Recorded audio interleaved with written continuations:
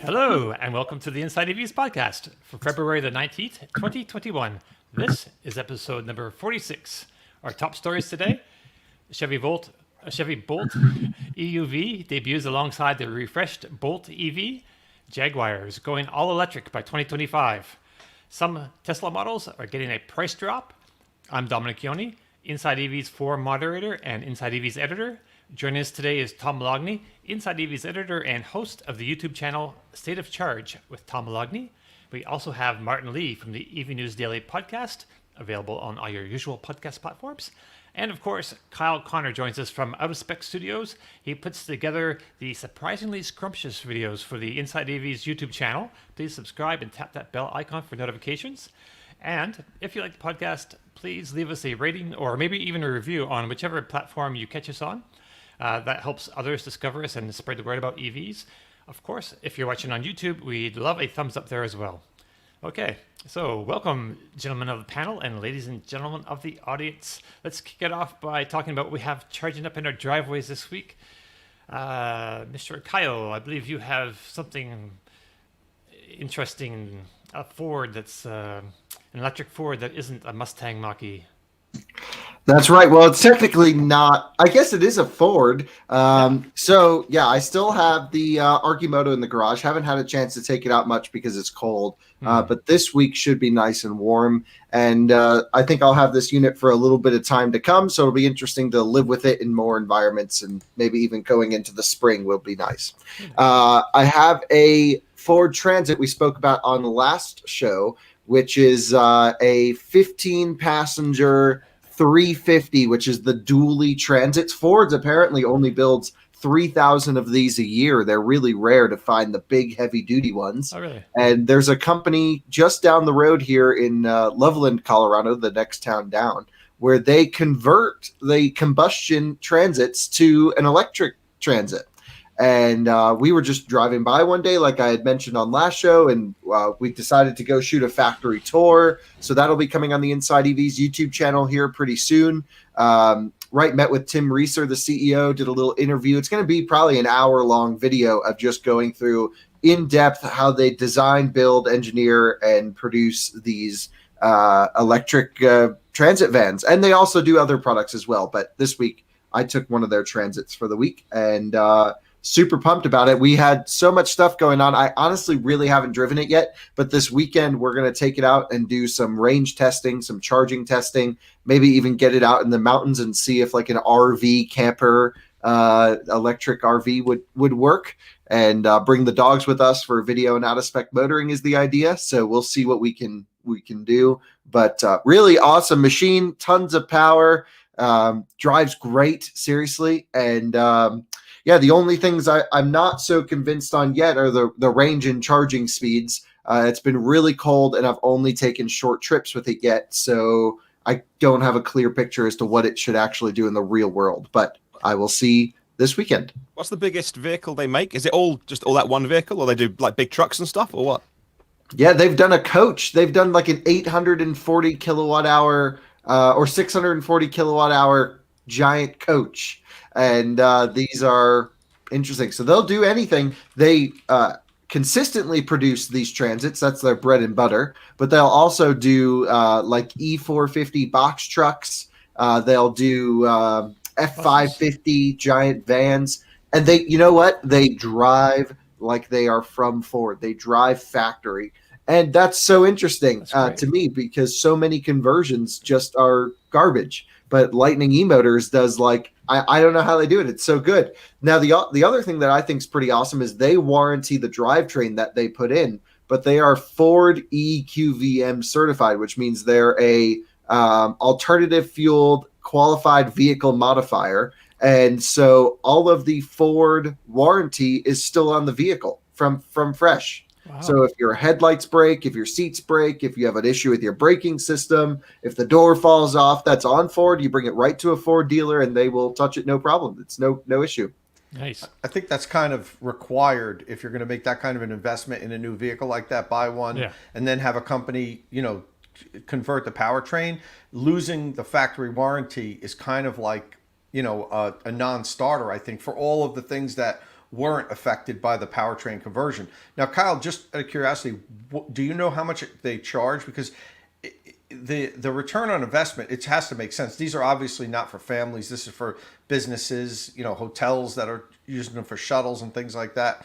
So, while we all know there's a considerable savings with electricity as a fuel and maintenance, this has to cost a lot. So, Yeah, I think they're really relying on the California tax incentives, the other programs, the mandates that certain municipalities go electric regardless of the cost in some cases, because it's about a $90,000 retrofit. And that's for the one I'm driving, I believe, with the biggest battery, or at least one of the larger batteries. They were mentioning that DHL uses them in New York City with the smallest battery pack. With the smallest battery, you can carry the highest payload, of course, because you're not eating into that GVWR with all that extra weight. And they only go like 50 miles on a charge, or maybe 60 miles on a charge, but that's all they need in New York City. Yeah, in terms of cost, though, hard to justify to the average consumer right now. But I think once they can start shipping these things as vehicle sleds from Ford, so once they build up enough volume, they'll be able to order these without engines and drivetrains existing. And then I think that's really the key for them bringing the price down, because they'll be able to buy the vans much cheaper at that rate. Right. So it's $90,000 just for the conversion part. They have to buy the van on top of that. That's my understanding. Yeah. So basically you buy the van from a dealer and then you send it to them for 90 grand. And then you're into this thing for 140,000, whatever it is. And then, you can pretty much knock half of that off, at least with tax incentives for businesses. You can Section 179. I mean, there's so many things you can do to really bring the cost down, especially in California. That's really where almost every single one of these are going, unless it's like an interesting project where companies are doing testing, like DHL bought like 4. I don't know how many they have, but I'm guessing a small fleet. But yeah, I think the cost is certainly there, but honestly, I don't think it's that big of a deal. I think they'll sell every single one they can make. And my biggest question was, what happens when Ford starts to build their own electric transits and things like this? Right. But they are not building, they're only building class 1, class 2. Right. All of these are class 3, the dualies, the big ones. Ford is not building any passenger transit electrics, at least that we know of yet. Not yet. And they also can't support the weight, of a class 3. So electric ambulances, shuttles, all of these things Ford won't be able to support. So I believe as long as that remains to be true, then Lightning has a really super bright future. We're also going to have Tim Reeser on this podcast at some point soon. He'd love to come on. So it'd be great to ask him more about the electric commercial space, because this is really my first dipping my toe into the commercial medium duty space. We're definitely, I'm wanting to cover it more. And and someone asked, why don't people just buy a Mercedes EQV? This does not exist in the United States. Yes, also super expensive and not that heavy, not that budget class, right? Right, you can't carry anything in it. Good for passengers like shuttling around Paris, but I can't figure out any other need for it here in the U.S. We need big, heavy-duty stuff. And do you know what they do with the ICE drivetrains after they take them out? Yeah, they just auction them off. They just send them to wholesale. I kind of want to put one on the smart car. I think it'd be kind of fun. They just have a whole bunch laying around. Right. Or you could, or a little track, something, throw together a little track car. Yeah, put it in like a Miata or something fun and have like an EcoBoost Miata. That'd be hilarious. Right. EcoBoost. All right. And so the range on the big packs, which is I think what most customers will buy, is what, 120 miles, they say? Yeah, 125, I think. 125? Indicated it shows 128 on a full charge. Okay. It is not, at least in my short driving, their estimated range calculation, they have a separate computer screen that sits on top of the dash. It looks factory, but you can tell it's sort of an extra fit in.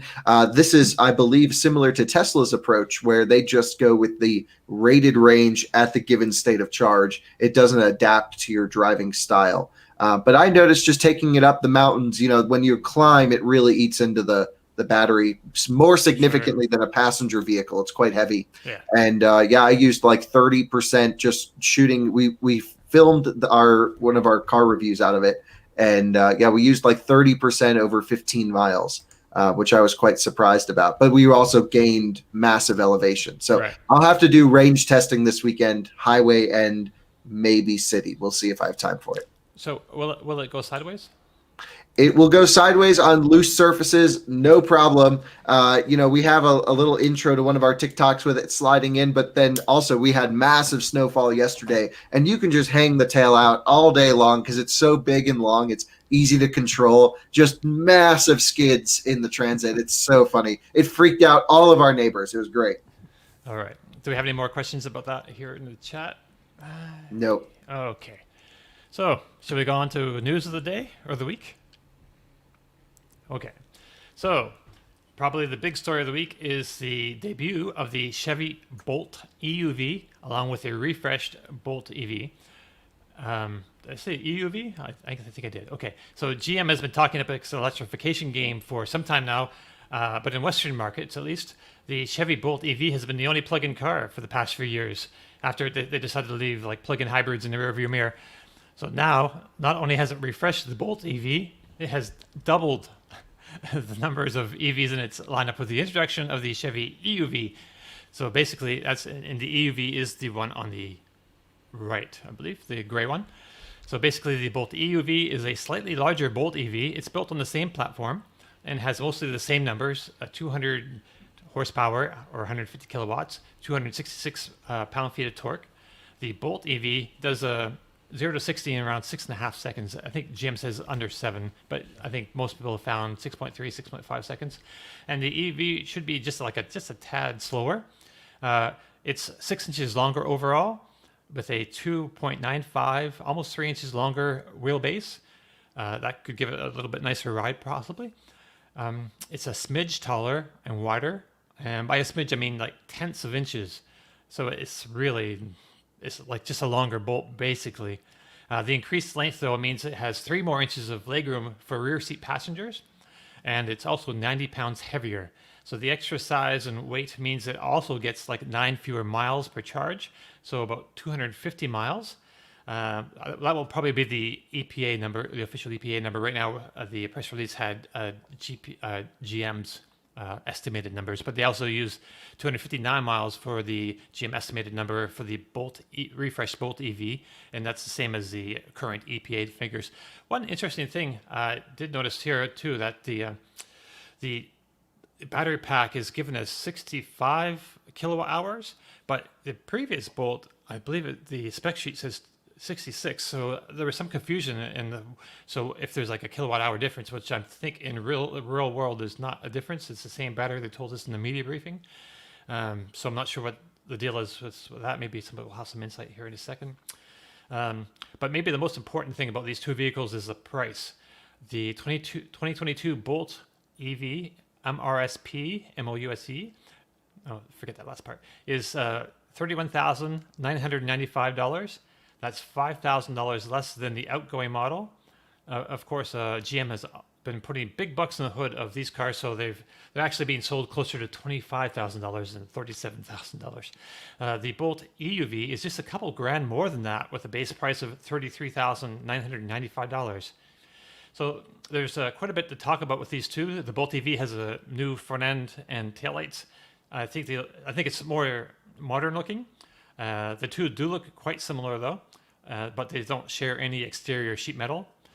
The Bolt EV gets a new interior, and it's a much nicer place to be. And if you look at the interior of the Bolt EV and the EUV, they look just about identical, at least on the dash and the center stack and the console. I think the door trim is maybe slightly different. So looking into the interior, the old style gear shifter is gone, and it's got buttons and a couple pull toggle or two. And it's also got a new one pedal driving mode button, which is cool. And it still has the steering wheel paddles for regeneration as well, for regen braking. The EUV gets a few things as standard equipment that are options on the Bolt EV, and it also has a sunroof option, which the Bolt EV does not get. So I think that the EUV is really the better value here, and I think it's going to outsell the EV, possibly by a lot. I don't know. What do you think, Tom? Which of these things would you prefer to have? So, I agree with you with the EUV, but just want to talk a little bit about what GM did with the Bolt. Oh, sure. In my opinion, the I always liked the Bolt. There were three things that really bothered me about it. First was I really didn't like the interior styling, but I know styling is subjective.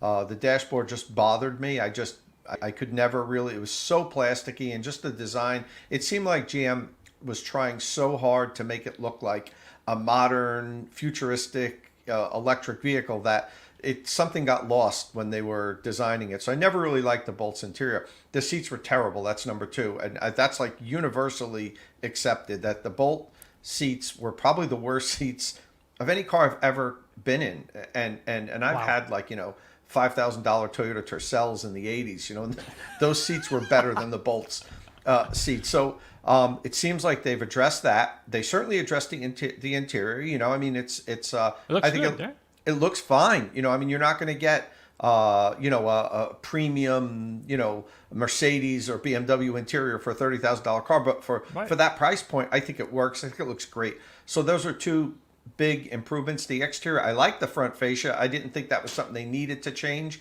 but I think it looks better. The nose, I think, looks really clean and cool. But the one thing that they didn't improve upon, which I think is a tough thing to overlook, is the DC fast charge rate. Sure. The Bolt only charges at 55 kilowatts. They didn't even bump it up to say 75. Something that would just make road trips a little bit easier in a Bolt. And I don't want to harp on that, but it's something that we've consistently talked about in the past. They opted not to do that, and that hurts the Bolt for road tripping. But a lot of people will own these vehicles and don't road trip with them, and not that you can't, but you're going to be waiting when you road trip with a Bolt or Bolt EUV.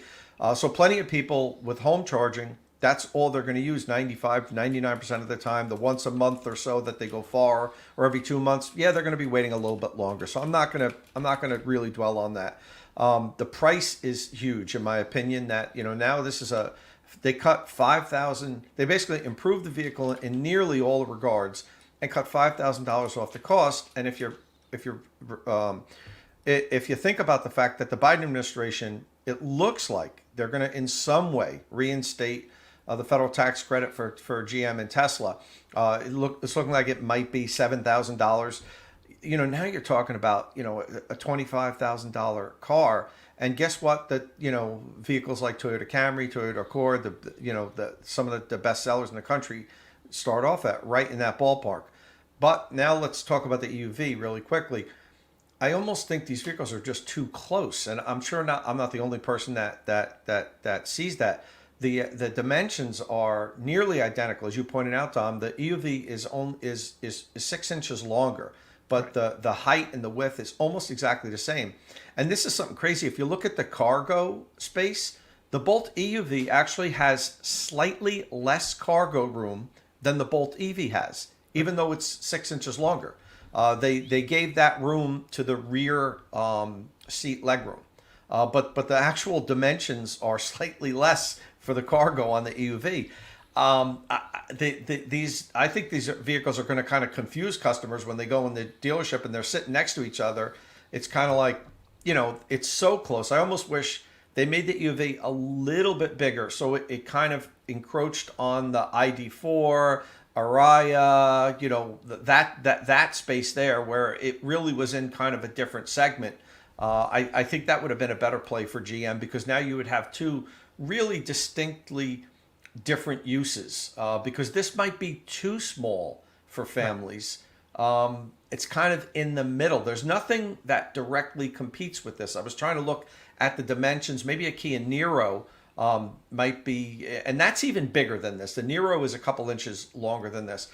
So it kind of created its own class there. And that's my only concern, that they're just too close. But I love both vehicles. I just don't know if GM needs both of them. Just to compare it with the Niro real quick, I think the Bolt EUV will have a lot more legroom in the back seat than the Niro. That's where the Niro kind of, not the Niro, actually the Niro, yeah, right, that would be the same. You're talking about the Kona. I was thinking Kona Electric, yeah. Right. Yeah, no, because the Niro is bigger, so it's definitely it's bigger than the Kona, because the Kona is almost identical to the Bolt. So I was just trying to find another EV that we could compare this to, and Here, at least here in the U.S., there isn't anything. Right. Yeah. Kyle, do you have some thoughts on the DC fast charging situation? Because that's it's a bit of a mystery why it sounded like in the media press briefing they said somebody asked about it and they said something about increasing costs or something. I'm not sure exactly what costs more. Maybe they have to use different battery cells, and that would, they already have all these cells, on order in LG. I don't think it's the cells. It has something to do with the internal wiring of the battery pack or charging system. Originally on the first gen bolts, I think it had something to do with the cable thickness from the CCS port into the battery pack or into the DC to DC. Wherever it goes, it basically, that cable was too thin. Right. I'm not sure if that would have been that hard to solve. And so I'm thinking it's some sort of design flaw within the battery pack, within the charging system, that is just like astronomically expensive to fix. And while they probably could make the whole system charge faster, at what cost does it make sense? I see a disproportional amount of Chevy Bolt's DC charging compared to other vehicles. Consistently here in town, we have a ton of Bolts in town because in Colorado, they were like $110 a month to lease or something like this. So everyone's got a Bolt. And they're at the DC chargers all the time. And I'm like, you would think Chevy would realize if it truly was this important, they would allow for faster charging. Now, in the refresh Bolt, I think 2019, I could be wrong, 2018, something like this, we got a better charging curve for cold weather, and they also upped the peak charging rate from 50 to 55 kilowatts. But still, this is just annoyingly bad. It's blatantly bad, if anything. It's just like... I sort of think for a car like this, 100 kilowatt minimum. Like ID4 at 125, we universally accept because we expect it to have a good charging curve. But if ID4 has a bad charging curve, then for me, the whole car is just ruined. And with Chevy Bolt, it has an okay charging curve, but still 55 kilowatts. That's like what a Mini Cooper SE does. It's just totally unacceptable, I think. And like Tom said, let's not harp on it. And Kyle, the Mini Cooper SE holds that max charge rate the whole time. Yeah, it's 95% or something. The Bolt doesn't do that, so right. It's, to make matters worse, it has a low peak and it doesn't have a fantastic charging curve. And I know Martin wants to jump in, but I want to just address one more thing here.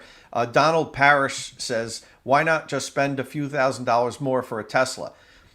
Don, everybody doesn't have that few $1,000s, and it makes a difference. We're talking about with the Bolt now, it's even though Tesla and we'll get into that later, just lowered the price on the base Model 3, it's still $5,000 less now. So that's $5,000 that a lot of people don't have. That's why you don't just. Well, also you're factoring in the Bolt's going to be sold at MSRP. I'd be surprised if they sell any at sticker. You're going to find $5,000 discounts immediately, and maybe even up to $8,000 on the hood like they do now. We know GM has the budget for it, and then you're going to get the $7,000 tax credit potentially. It's going to be a free car, and you're going to have low depreciation. With a Tesla, you can't negotiate. For me, that's half the fun of buying a car. And you know what? The Bolt for like cruising around town, it's fine. It's really fine. And a lot of people just don't like the Model 3. It's hard to get in and out of. It's uncomfortable to drive for the most part. The steering's annoyingly quick. It's not a perfect car. I own one.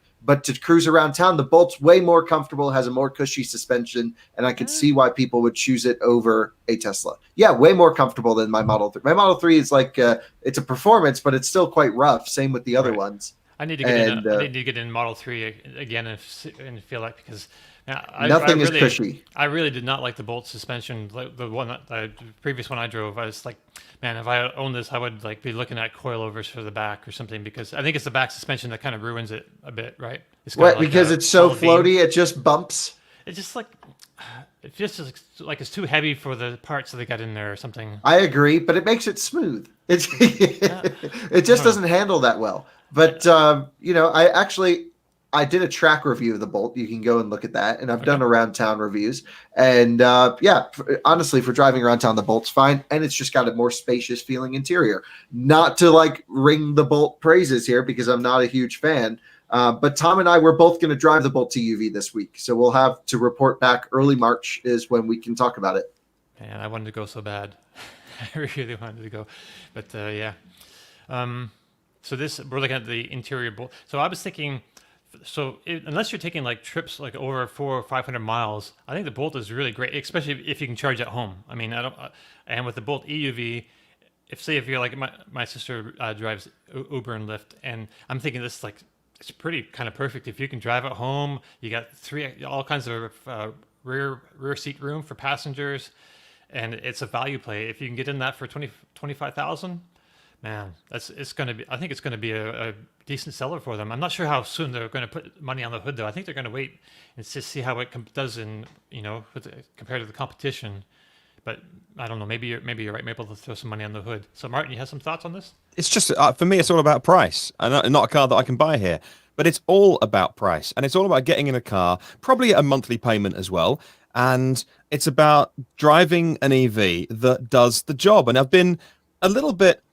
Well, it's it's actually getting worse online now. The tribalism is just getting increasingly frustrating between people who are like, "Oh my God, just buy a Tesla," and who are, I don't know whether they're just joking, or whether it's just a sport for them, like sports fans, like baseball and soccer, and like that's part of the fun is poking the opposition. But I'm here to talk about great EVs and all great EVs, and I want to get combustion cars off the road. And too many people now, for me, have gone are spoiled now. Too many people are spoiled with great cars to pick from because they've got great Teslas to pick from, they've got great GMs to pick from, they've got great Ford Mustangs to pick from, and so now they're gone. Whenever anybody presents anything but a Tesla, they just behave like children and can't have an adult, grown-up conversation. So I just cut them out of the conversation now because I'm just not interested in talking to children. I would like an adult conversation around EVs, and this car is about price, probably monthly price, and discounts, when the discounts kick in as well. And it's about getting people out of dirty old combustion cars into Jesus, look at this car. This is like, what, £20,000, $20,000 rather, by the time you take off discounts. There's state incentives as well. And like, how do you make all of the bits? How do you pay for R&D? How do you employ people and pay their pensions and send them home with a wage and buy all the bits and then sell you a car that's as good as this? Like, so what? It doesn't do 0 to 60 in 3 seconds. And the owner doesn't send rockets to space. Boo-hoo, grow up. This is really, really good for a certain buyer. And if you can afford $60,000 for a car plus, congratulations, you. I'm happy if you got the money to pay for an expensive car. But for the amount of car that you can get now, whether it's from an American company or a Chinese company, a Japanese company, like what you can get to put yourself and your family in to get to work and go about your life safely, let alone flipping electric. Like this would be good value with combustion. So I've been really frustrated this week. I can't get this car. I'm 1,000 miles away from where it's sold. I think it's brilliant because it's going to be nice and affordable for a certain type of buyer. It raises the tide, and that's such a positive news story. And, too many people I've seen this week being like, oh, I can't believe they didn't do a complete redesign Elon Musk would have done. Oh, come on. Like what? Well, tell you what, you go and do it. You go and start a car company, and we'll come back in 5 years' time and see how you're doing. Martin, all right. come on with the fire. It's just frustrating because there's so much positive news around EVs, and people just resort now to kicking everything, and it's frustrating. Sure. So you can't get the GM doesn't have anything in Europe anymore. No, sadly not. No, sadly not. But because they used to sell through Opel, right? Yeah. Right. So those cars did okay, but were really unloved, which was a shame. So people bought them. And now they would buy this though, right? This will compete against the Zoe, which you have, 1,000%. That styling, and as Tom says, having the two so similar is almost a no-brainer. Just buy the EUV if you have a family and you want that practicality and a little bit higher and put babies and stuff in and all the stuff that comes with kids. So you'd probably go with that. This car would sell really, really well in over here. But we've got loads of choice of these types of cars, whether it's Peugeot, Citroen, or any of those kind of 20 grand, 25 grand hatchbacky type cars. So we're lucky we've got a load more choice than the US at the moment. Frustratingly, got the ID3 as well, which you can't get. So all these cars are are around that price point. But I think this would undercut them, and that's it's super interesting. And it's worth pointing out too. Someone mentions that the Bolt EUV will have the option of Super Cruise, which is the advanced driving assistance system of GM's, which some people feel is better than Tesla's, and in some ways it is, some ways it isn't. Whatever, it's people will argue about that all day long, but it's whatever. It's a great system. It monitors your eyes on the road that it functions on. It's great. I drove it. I didn't have a great experience with it, but it's it's there. It's improving. People like it. So, yeah. You can also get a sunroof in the EUV, and that's not available on the regular Bolt. Right, so as an option? As an option. So GM is making the vehicles available to be, outfitted differently. I'm just still concerned that they're just so close. And Martin mentioned something earlier, which I had assumed. He said, "Oh, you get the extra utility of the EUV." But then when you really look at the numbers, you really don't. You get more rear legroom. That's the only thing you add. You don't have more cargo space. It's not a taller. You would assume, well, it's got to be it's not a taller vehicle. Really, no. No. It's 3 inches of legroom, isn't it? It's like 6 inches. The vehicle's 6 inches longer, and 15 centimeters, 6 inches, and then the rear legroom is 3. So and the cargo it's not space a lot. is actually a tiny bit less. So like I do love both these vehicles. I'm just trying to figure out is there a need for both of them? That's the only thing. I mean, with the price difference, it's $2,000, so that's not a very big delta, and you get a few more things on the EUV.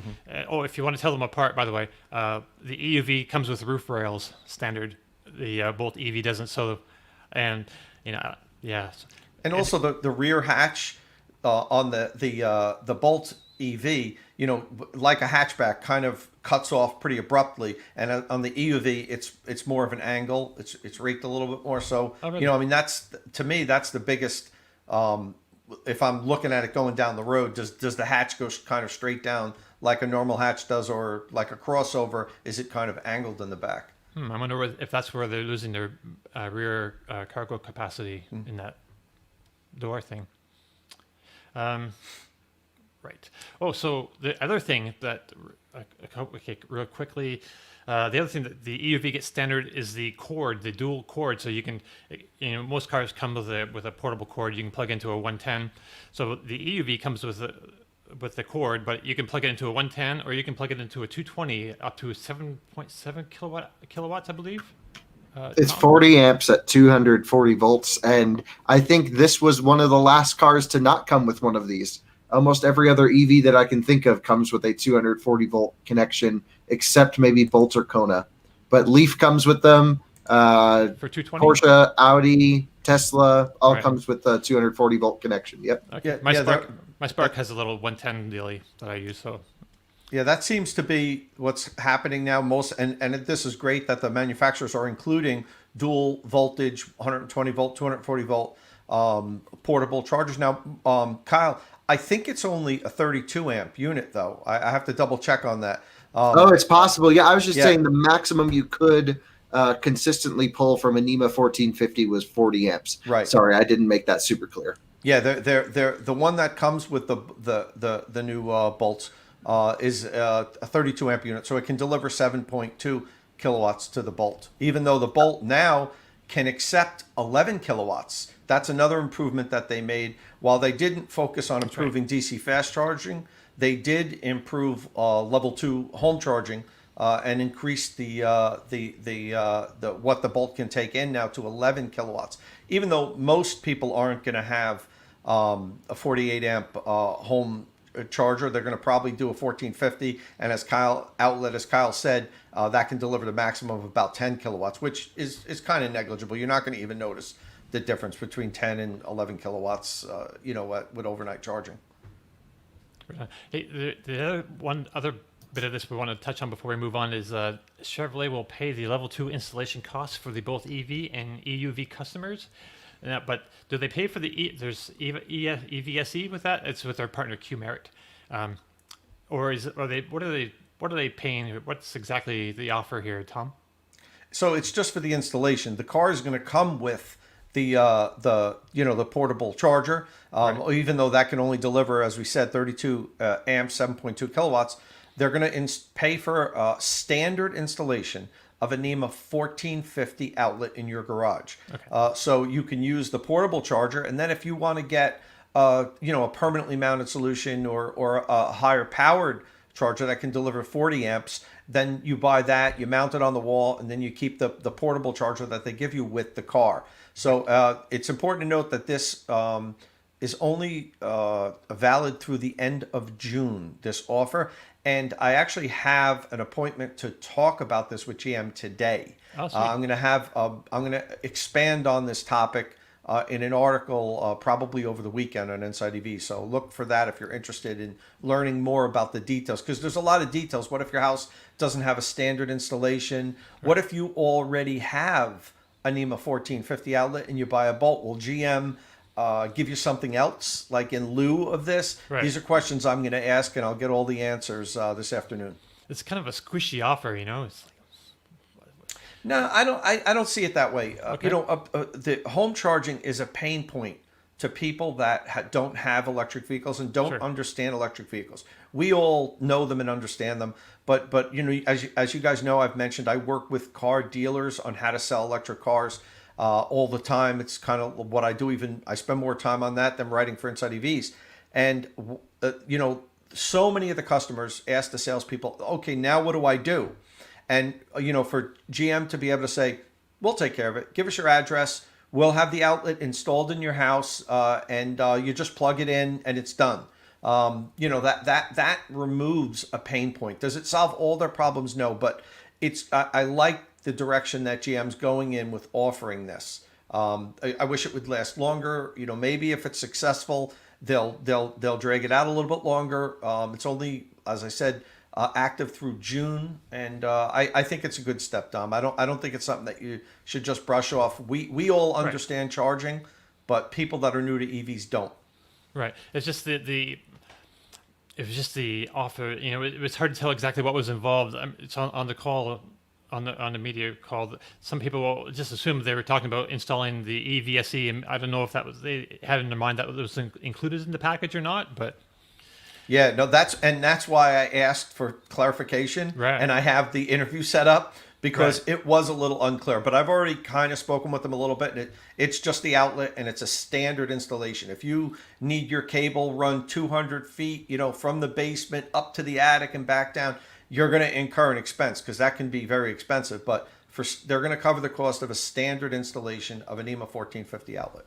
it's kind of interesting that they don't actually offer an 11 kilowatt wall charger that could take advantage of the internal, charger in the Bolt EV. It seems like another, way of making a little bit of money on the whole deal. Yeah, I agree, but it would have to be hardwired because anything above the NEMA 1450. There are 1460 outlets that you can buy, but there's some question about the NEC code if they're going to be allowed. So I know GM wouldn't want to get involved in a situation like that. But 10 kilowatt charging off, with a 40 amp EVSE is more than enough for a 55 kilowatt hour battery. Once you start getting up around 100 kilowatts, 90, 100 kilowatts, then, the higher charging rates kind of take a little bit more importance. But for 55 kilowatts, kilowatt hour battery, even 7.2 kilowatt home charging is fine, in my opinion. Right on. All right. Are we ready to move on? Any other points? Okay. So apparently Jaguar is going electric, and soon the British automaker, which now only offers one EV, the I-Pace, will have only EVs by 2025, maybe, under its new reimagined strategy. They say they aren't discontinuing any current product, so we're guessing that means they're going to be all moved to a different platform, the EMA, the Electric Modular Architecture platform, all except the XJ, which after spending like several years developing this car, and we've seen it under camo and everything, it's getting the axe for some reason. Does that sound right, Martin? Yeah, they've spent between, depending on what report you read, 300 and 500 million on the development project of their saloon sedan XJ electric car, and it's been canned. So not an easy decision to take. They know the reasons they've made it. Do you know offhand if that was on the EMA platform, the new one going forward? I don't know what platform it was on. Because if it was, that would be, at least they have that development work, paid for or accounted for. Yeah, I can't think you'd spend that much money and not learn something along the way. So Right. they must have. I know. I know someone connected with the project, and it's been a very long time that they've been working on this. Okay. And this is a different platform going forward than what the iPace is on. It's on what the D7E platform, I believe. Oh, okay. Right. This electrification project should be interesting to see how they do it. So eventually you'll be able to buy an e-Pace that is actually an electric, like you might imagine an e-Pace would be. But this doesn't apply to the whole Land Rover lineup as well, because Jaguar is part of JLR Group, which is owned by Tata. So some of their vehicles are still going to be plug-in hybrids, I guess, going forward.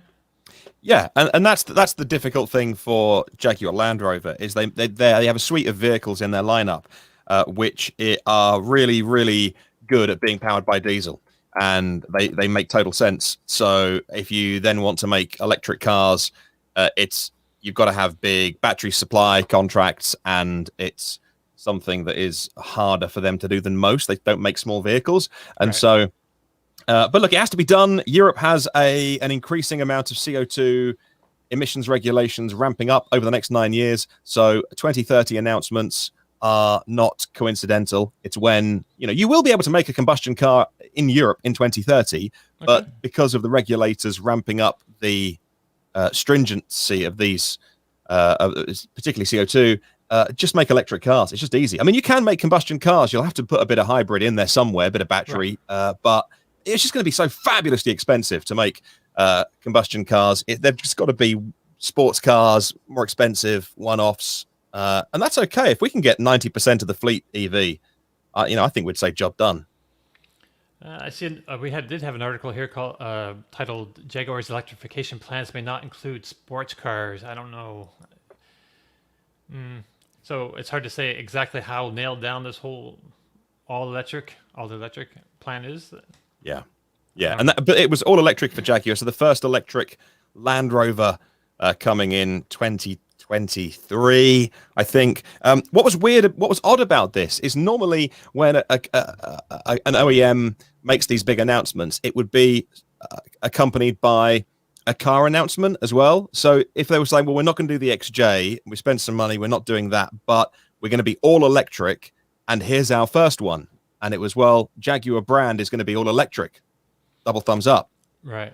All right. Okay. How are you going to do that? So obviously they have a plan. They didn't share the plan, and it was. I thought we would get more about the vehicles, but tough for them and the parent company as well, because Land Rovers and Range Rovers.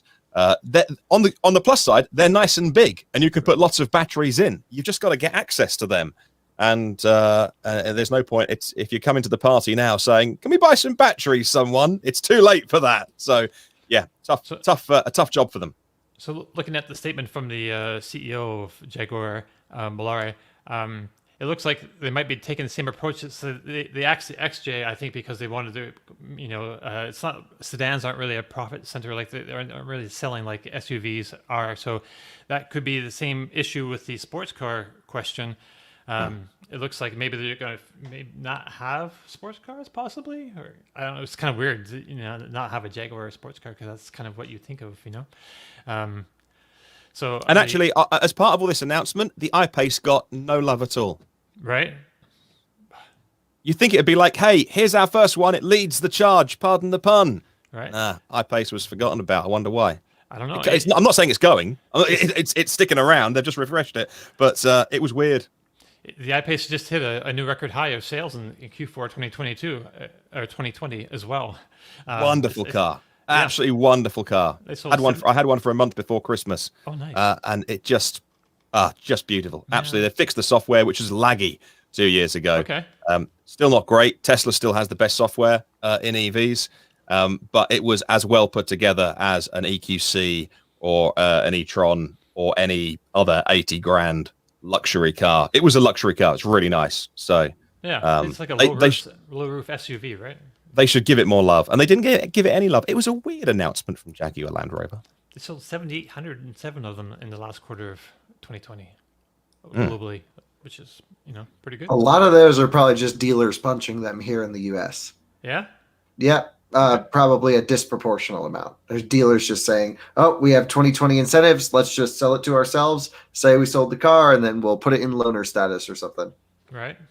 But awesome car, best handling electric car, other than the Model 3, I think, even though it's an SUV. Maybe Taycan now that that's out. But I remember driving this on track a couple years ago, just totally amazed with how well this thing drove. You didn't go to the Portugal launch, did you? No, I was not in Portugal, Okay. but we had this at our track in North Carolina. Right. Yeah, I heard good things about that launch. It sounds like it would have been quite an adventure. Yeah, Right. we haven't seen any exciting launches because of COVID. So nothing fun's been going on. Man, can't wait till that all changes, or hopefully it'll change. I much prefer to get a car here so I can test it in my home environment than to get wine and dine somewhere else and spend 2 minutes with a car. I'd much rather just put it in the driveway, let me do what I need to do with it, and then see you later. We have enough great roads here in Colorado now. We have a track, awesome roads. Everything we could throw at a car, I can do within 20 miles of where I am right now. Right. For manufacturers, that's hard because they'd have to make a huge pilot fleet, to give to all the different journalists everywhere. That's what they're doing now. It's easier to bring journalists, right? But it changes their lead times a bit, I think. XC40 Recharge, for example, they had a quick launch program. I couldn't make it to it. Tom went. And oh, did you? Yeah. Yeah, so basically XC40 Recharge has the thing, and then they're like, oh, we'll get the cars out to everyone. And I called Volvo this week, and I said, hey, we're waiting for our XC40 Recharge. And they said, oh, they're all sitting in a parking lot waiting for a software update.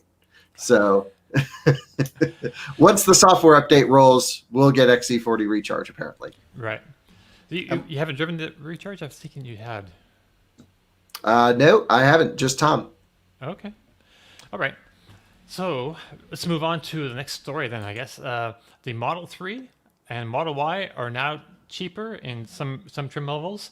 The Model 3 is $1,000 less, the standard range. And the Model Y is $2,000 cheaper, again, for the standard range, or standard range plus, I should say.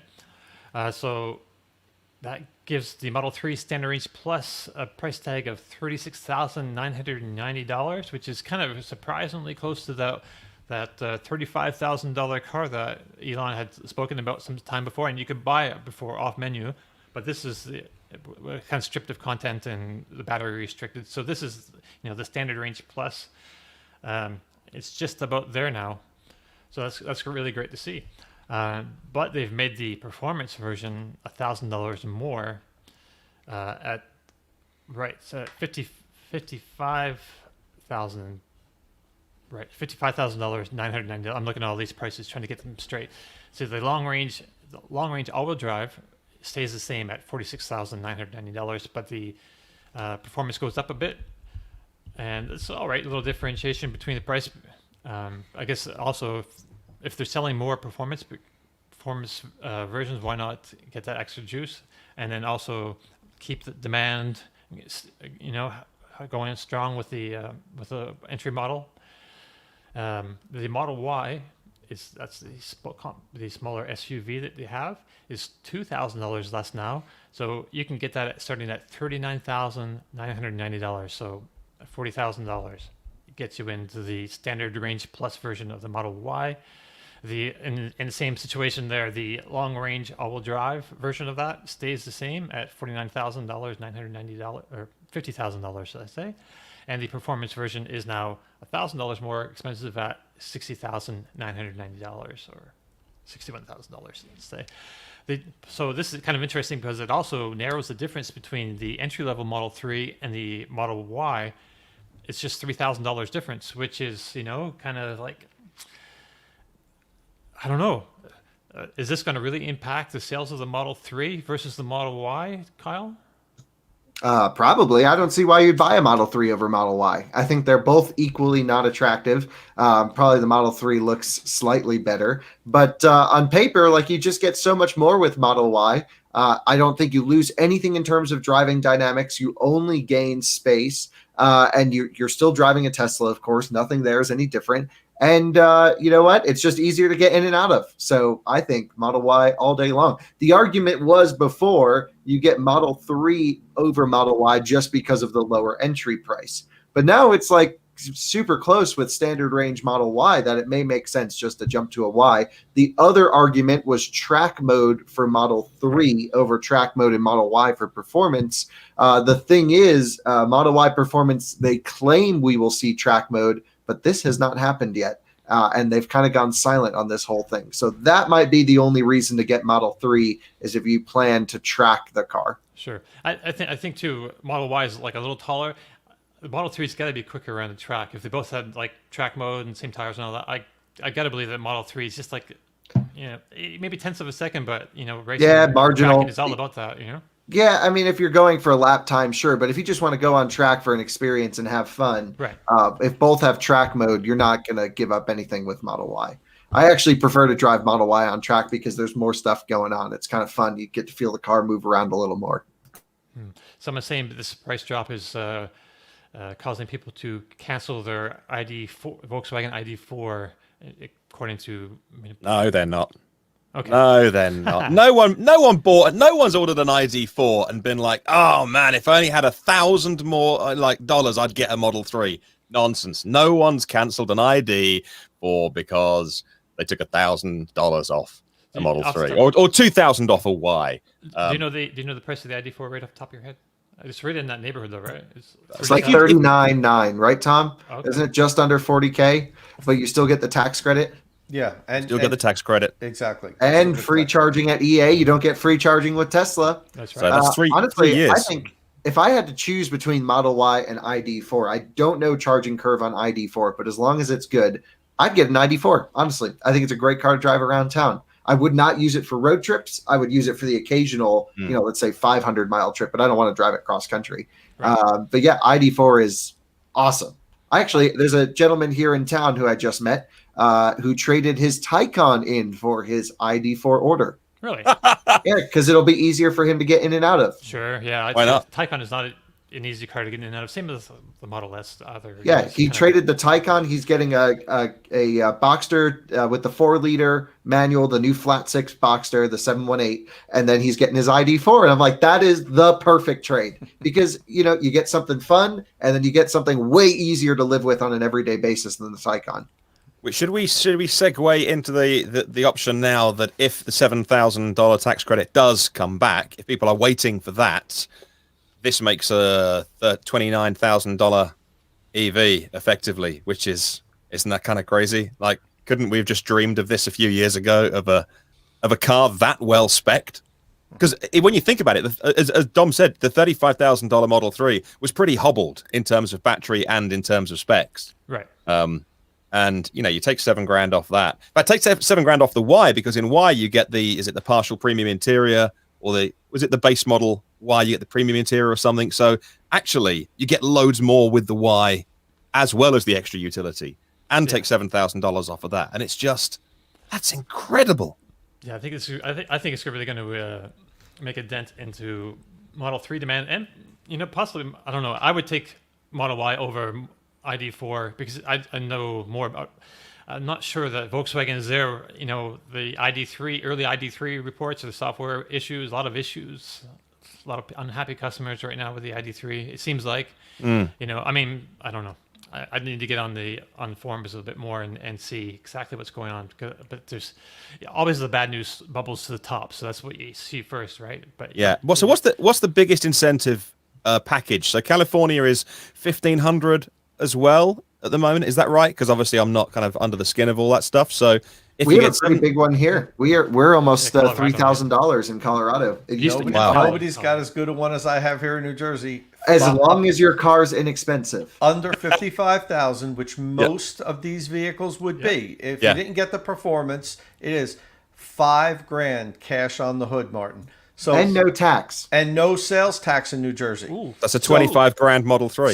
So it's Equivalent. a $25,000 out the door Model Shut up. 3. Amazing. Yeah. That's so cool. That's amazing. Wow, let's all move to New Jersey.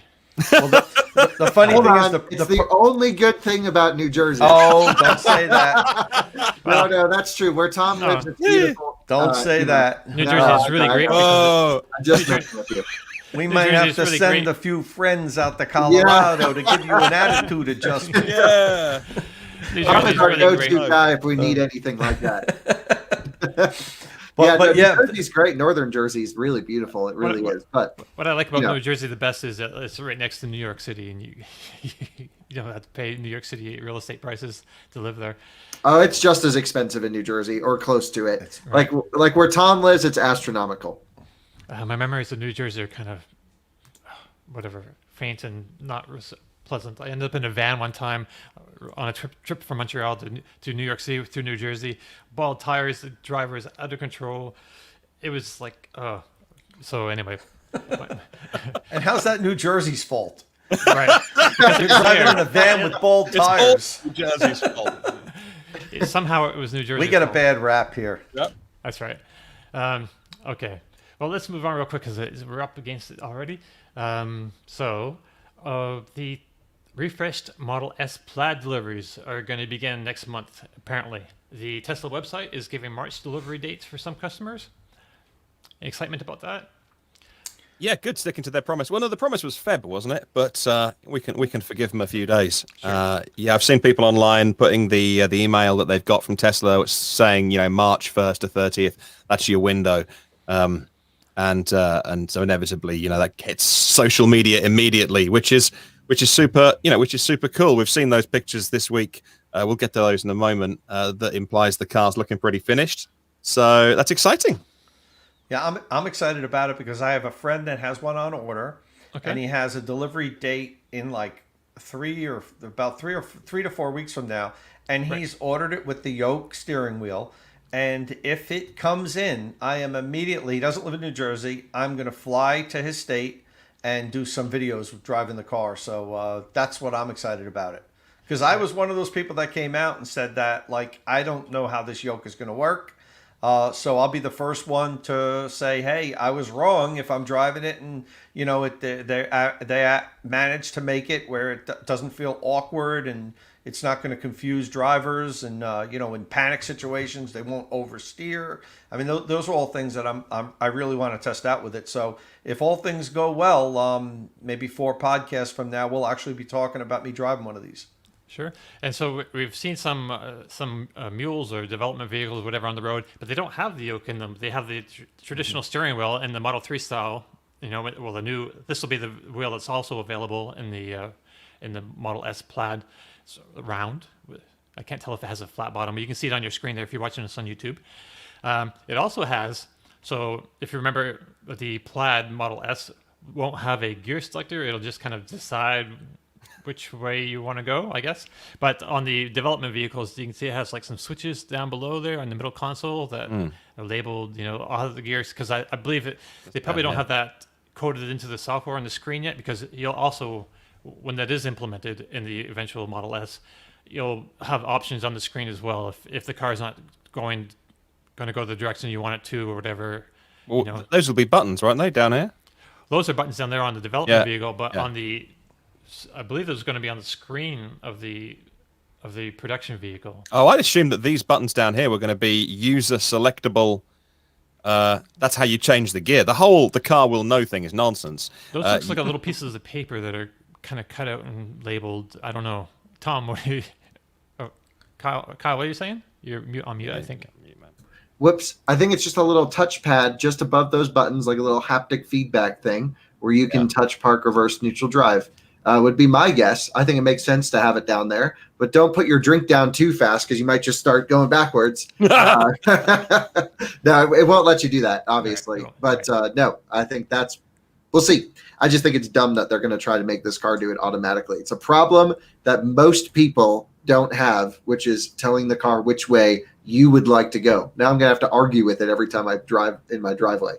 Right. I mean, well, most people thought you had to have a key and an ignition and turn and all that stuff, and they don't have any of those things. You just get in, press the brake, you have the fob in your pocket, and it goes. And Yeah, but see, that makes sense. This doesn't make sense. This is the car turning on or off, but staying stationary is no big deal automatically. Right. But the car deciding to go forwards or backwards, or maybe even upwards in a roadster if it flies like they claim, this could all be very problematic.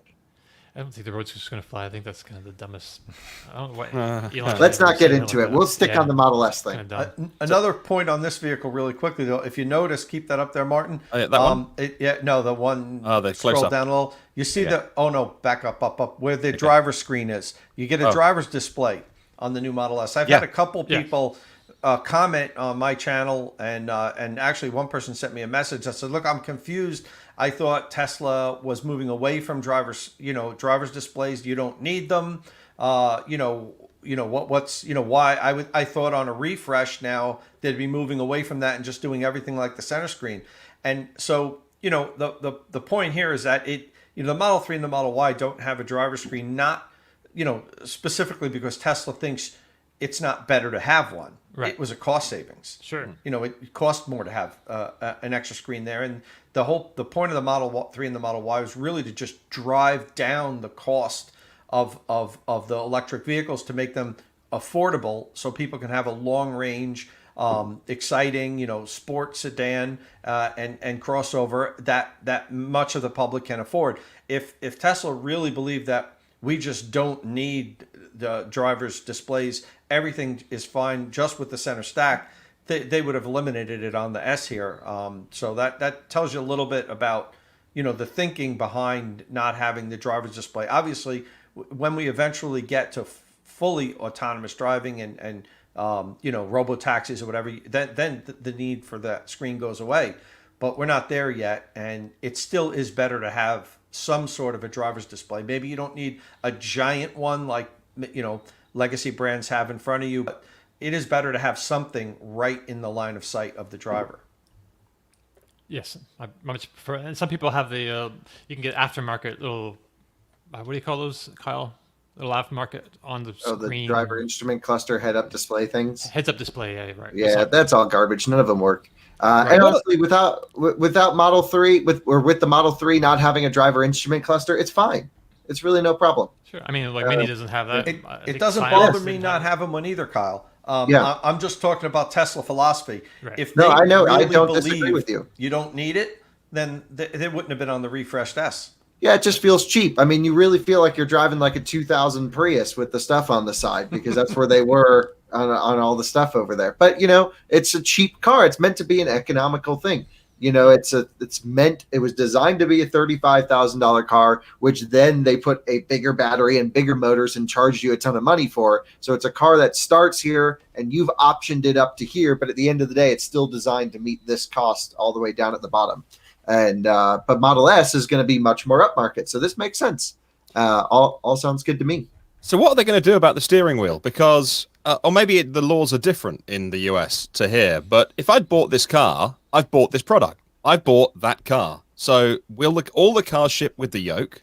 No. Or We will get they to look? see one in existence. We Or don't know. will they look like that? Because over here it would be called mis-selling, and you'd end up in court. But I think maybe it's an option. It's like an option you choose. You can choose around it. I don't think you can select it. Can you in the configurator? no, you can't select. There's no choice of wheel in the What? in the design studio.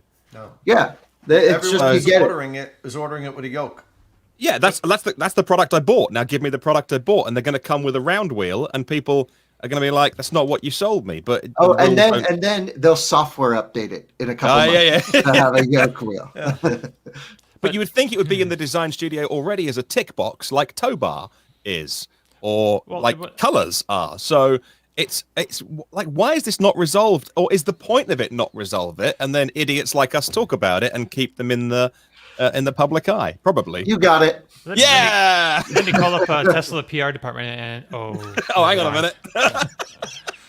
But Martin, don't they have a PR department in the UK? It's just the US that was they do. dissolved. Yeah, we still have That's people true. over here that That's true. I can talk Maybe to. Yeah. Martin, why don't you give them a call for us and let us know? Oh, they won't take my call now.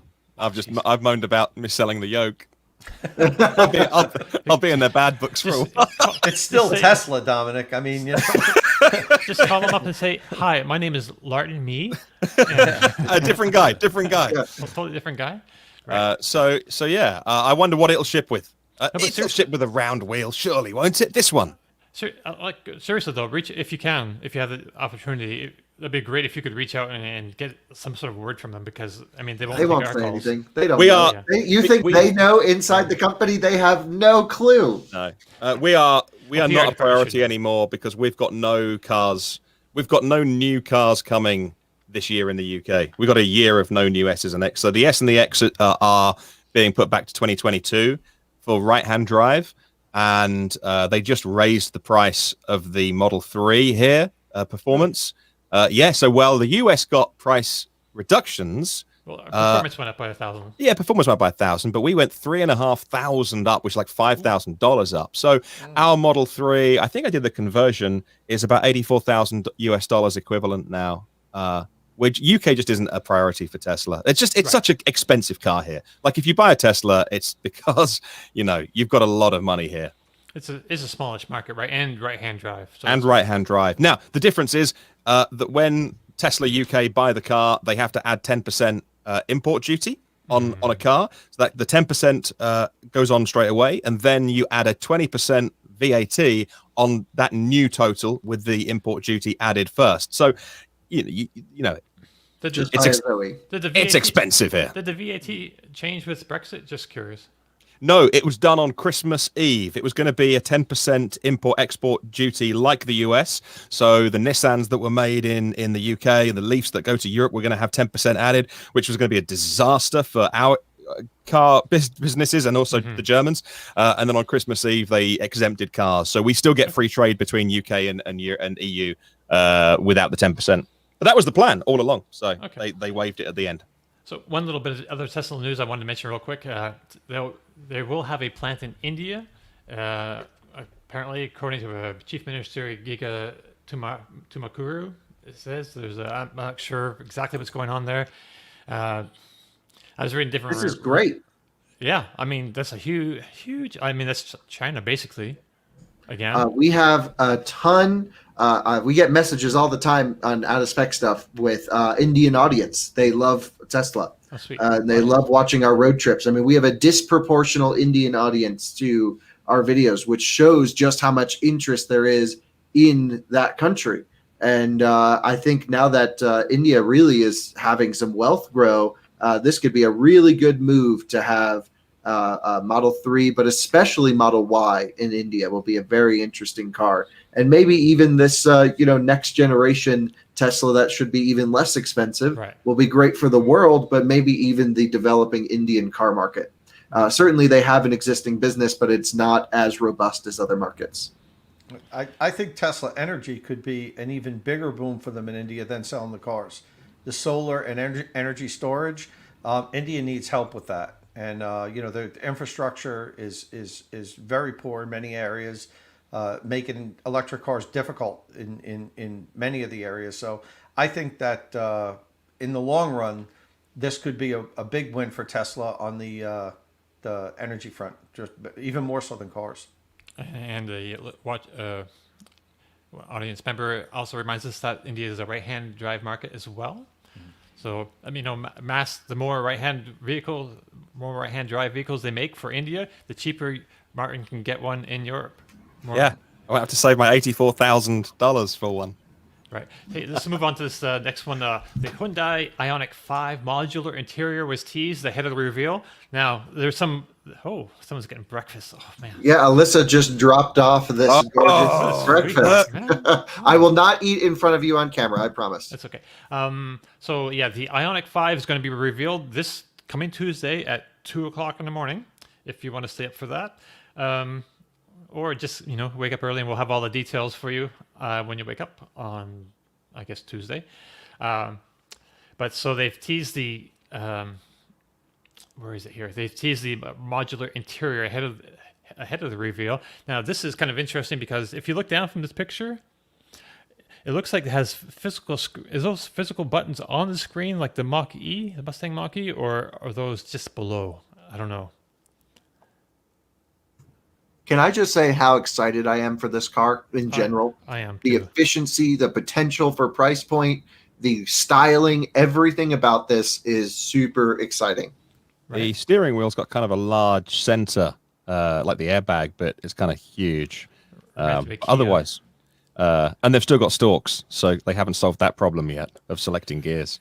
But otherwise, look, it looks, and I can't play the video because it won't play for some reason. But yeah, that whole center console moves forwards and backwards independently Right. of the two. So those three, the two front seats and the center console will all move backwards and forwards independently. And they've got that little under knee lumbar support, which you get in the back of limousines and expensive German cars. So they've said that if you want to take a 20-minute charging break and chill rather than do anything else, just kick back in your lazy boy and put your feet up. They kick all the way back too. It's Yeah. like Have a little lay all down. flat. You can sleep in this thing. You can live in this. Well, you know, It's like the F-150 seats that lift up on the bottom, so it makes a bed.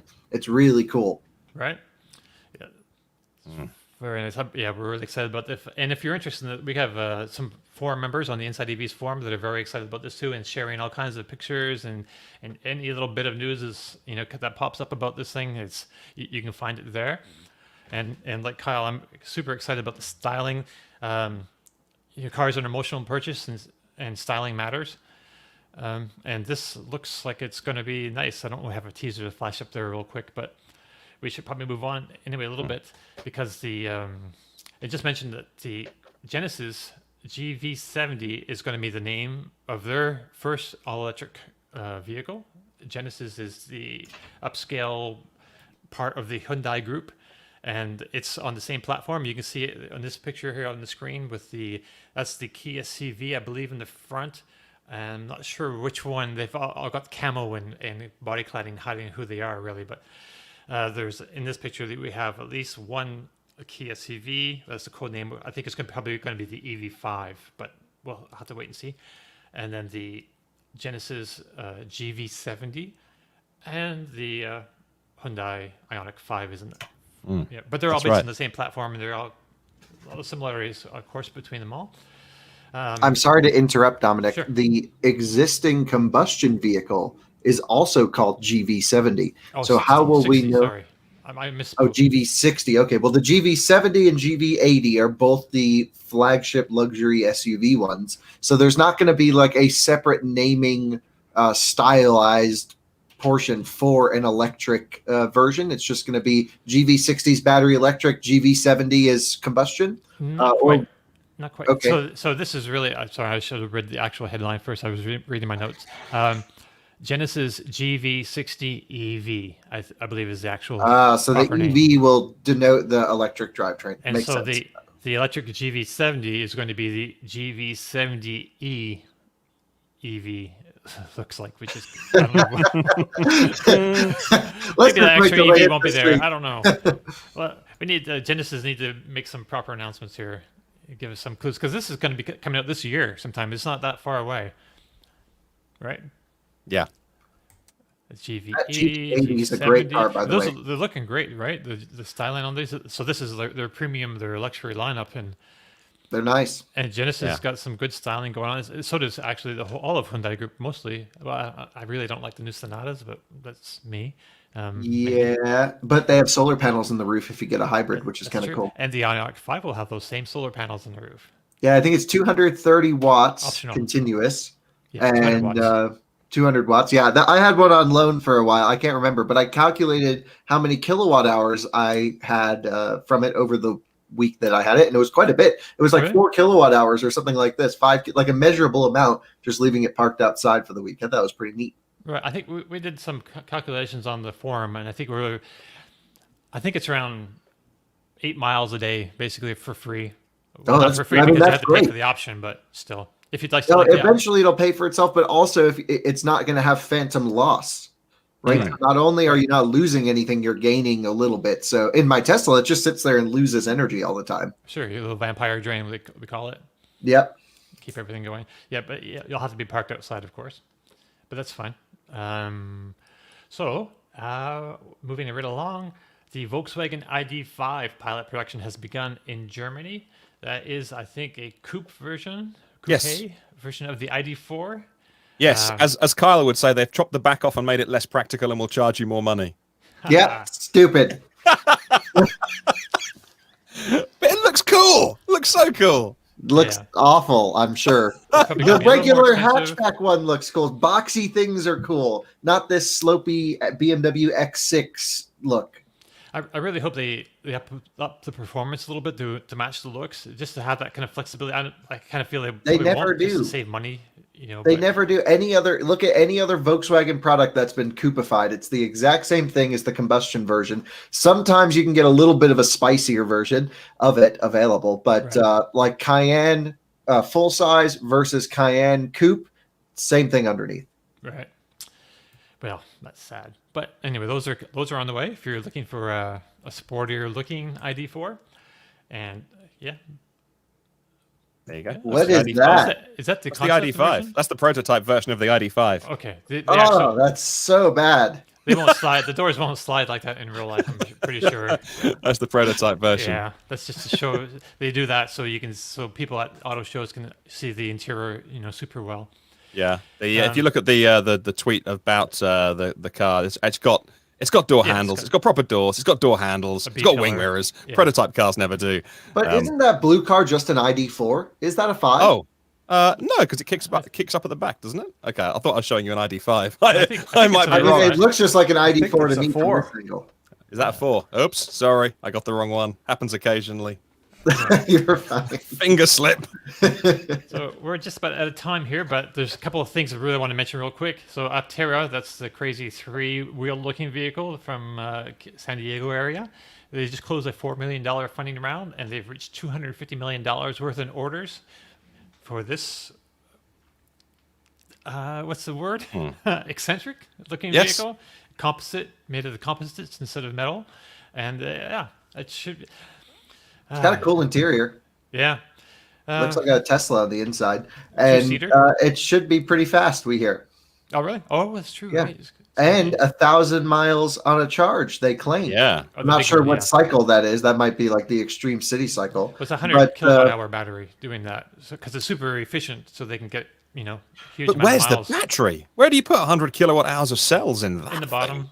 Yeah, Really? I don't know. They have a layout. If yeah. you go to the site, you can see kind of a layout of how it's kind of done. But Got to be heavy. Yeah. Anything that's 100 kilowatt hours is going to be heavy. So I don't think anyone needs 1,000 miles of range anyway. But Yeah. so that's save your overkill. money and Yeah. just- Cannonball record. You don't even have to drive the speed limit. You can go under the speed limit and break the record with this thing.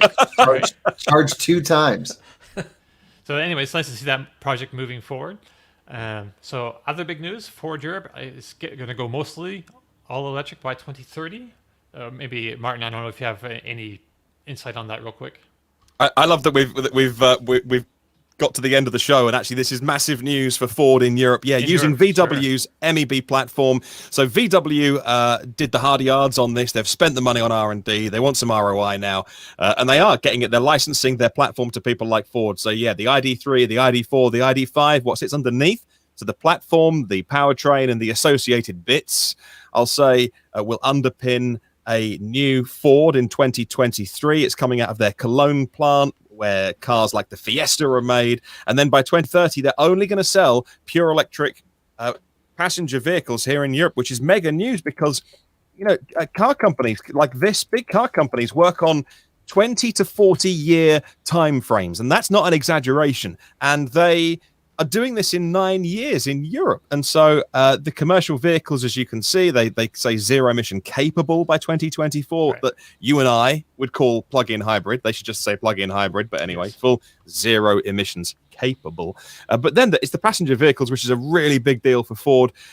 All electric by 2030 and a full range. So every single one of their cars on sale here will have an all-electric option by 2026. This has been in the works for so long. Big plans for Europe, and again, it's because of regulation, and it's when the lawmakers and the politicians actually do their jobs well in this case, and they put a good set of regulations in that dissuade people from putting money into future combustion technology, the new Euro 7 regulations, and encourage EV development. And so this is a huge bit of news over here for Ford. I thought they were pretty honest this week. They were like, "Yeah, this is Europe. This is not US. We make too much money out of trucks in the US." So, well, it just won't work in the US. But how about the charging infrastructure in Europe? Can you support big vans with small ranges needing to stop and charge quite frequently? Because I've watched, Harry's Garage. He has. I've watched one of his videos of him running a Taycan for a bit, and he popped into one of those little charging points with all the CPE 250 units, and they're all shared power. So if one car's there, you get 150 kilowatts, which still isn't that great, but it could go down to like 50. So we should have a more of an in-depth talk on it another time, but is the charging infrastructure going to support this level of electrification? Yeah, there is so much happening over here with charging infrastructure going in, with third-party networks, with the OEMs getting behind different projects and investing in it. So by 2030, absolutely no problem. It's no problem now. We're also smaller here, if that makes sense. Well, it makes it so much easier. We just don't go as far. Like I can, for me to go from the very top to the bottom of the country, I'd be like, from Cornwall to Scotland, I'd be planning it for weeks. And, in the US, you'd be like, that's just a trip to the grocery store. It's like a road trip. Like, get over it, lad. Come on.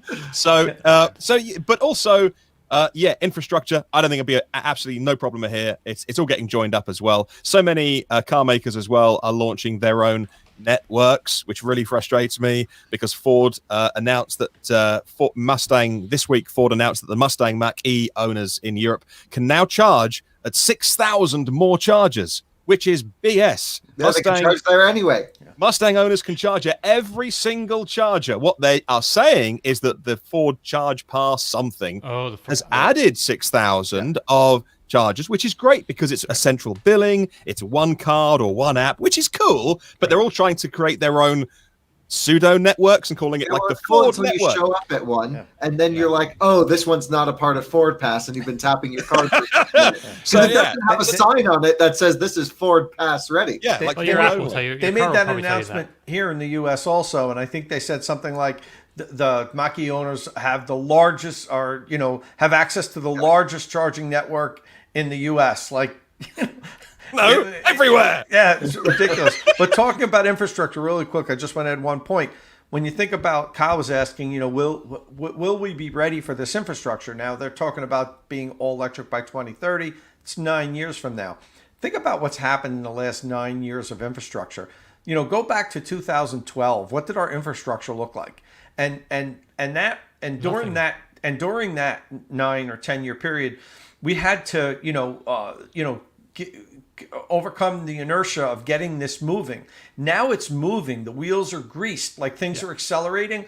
What we're going to get in the next 9 years is 2 to 3 times what we got in the last 9 years. And I think we're going to be just fine by towards the end of this decade. Honestly, I think we're going to have a tremendous amount of infrastructure in place that can handle almost any amount of transition we do to electric vehicles.